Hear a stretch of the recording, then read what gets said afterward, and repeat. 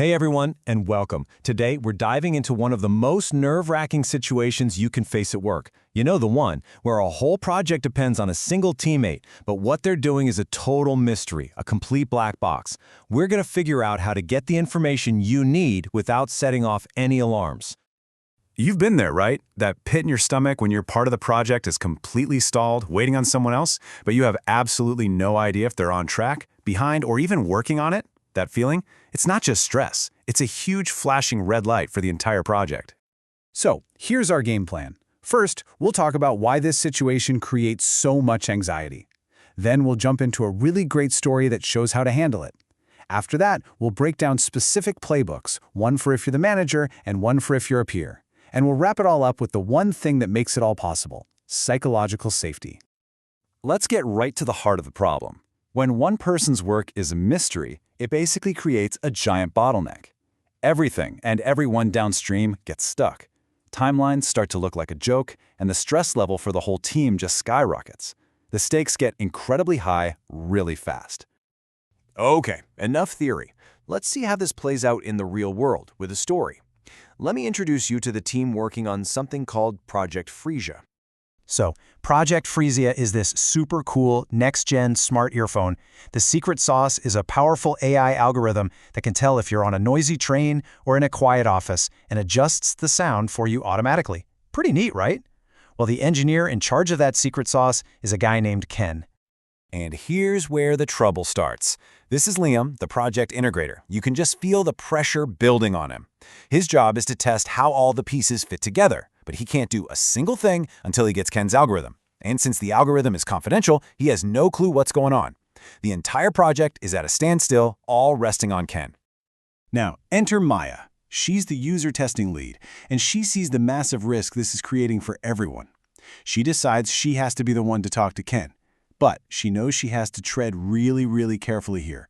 If she says the wrong thing, Ken could get defensive, and that black box will get locked even tighter. In this opening line from Maya, wow, it's just a masterclass in how to start a difficult conversation. By saying this right up front, she's showing respect. She's saying, I trust you, and I'm not here to question your work or steal your secrets. It immediately lowers the tension. And then comes the genius move. Look at what she asks. She doesn't say, "Are you going to be late?" which is what everyone's thinking. Instead, she frames it around the team's needs. We need this information so we can do our jobs. See the difference? This isn't an interrogation, it's a request for coordination. And here it is, the breakthrough. Because Maya's approach was so safe and collaborative, it gave Ken the space to think about his own plan. He wasn't being attacked, so he didn't have to defend himself. And in that moment of reflection, he realizes for himself that, yeah, there might actually be a delay. He saw it on his own. And look at the result. It's a total 180. Instead of a big blow-up, you get collaboration. The team figures out that Liam can start his testing using a mock output from Ken, and they all work together to create a new, realistic timeline. A crisis that was about to explode has been completely diffused. Okay, so that story is great, but how do we turn it into a practical strategy? Let's start with the playbook for when you're the one in charge, the project manager or team lead. The best way to think about this is a ladder of interventions. You always want to start with the softest, least invasive approach first, like Maya did. You begin with simple, task-oriented requests, and you only escalate to bigger things, like a structural intervention, if the softer approaches don't work. So, what is task-oriented communication? It's really simple. The big idea is to always make it about the project, not the person.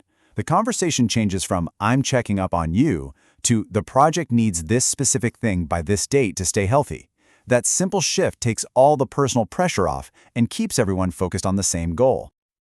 Okay, that's great if you're the boss. But what if you're not? What if you're a teammate, just like Maya was? You don't have authority, but you still carry the risk if things go wrong. This is where you need a different kind of playbook. I mean, just listen to the difference here. The first question, "Are you going to be late?" It just sounds like an accusation, right? It immediately puts someone on the defensive. But the second one, it's all about your work. To do my job well, I need this information. You're not questioning them. You're just trying to be a responsible member of the team. And this brings us to a really powerful idea called the black box commitment. This is perfect for situations just like Ken's, where the work is sensitive or confidential. The deal is, I don't need to know how you're doing it. I just need a firm, reliable promise on what you'll deliver and when you'll deliver it. It's a professional agreement built on trust and clear expectations. So let's nail this down. Here's your pure playbook. 1. Focus on how their work affects your work. 2. Ask for the what and the when, not the how. 3. Use words that talk about shared success. And 4, and this one is gold, so listen up. If you're still worried, don't go to your manager to report them. Ask for coordination support. It frames the problem as a project challenge, not a people problem. That's how you protect the project and your relationship with your teammate. Okay, so we have these fantastic playbooks for managers and for peers, but here's the thing. None of this works in a vacuum. All of these strategies are built on one single, absolutely crucial foundation: psychological safety. This term was made famous by Amy Edmondson at Harvard. And what does it really mean in simple terms? It means it's okay to be human at work. It means you can raise your hand and say, I'm struggling, or I made a mistake, or I think we're heading for trouble, without being afraid that you're going to be blamed or shamed for it. Without this, people just hide their problems until it's way too late. This is the kind of message that creates safety. When a leader or even a teammate says something like this, it sends a powerful signal. It says we value honesty way more than we value perfection. It says we solve problems together instead of pointing fingers. This is how you make it safe for people like Ken to raise that red flag early, when you can still do something about it. And that really brings us to the final, most important takeaway. The whole point of communication on a team isn't to spy on people or to micromanage them, it's for synchronization. It's about making sure all the different parts are moving together in perfect harmony, like a well-rehearsed orchestra. So the question I want to leave you with is this. When you look at your team, are you truly in sync?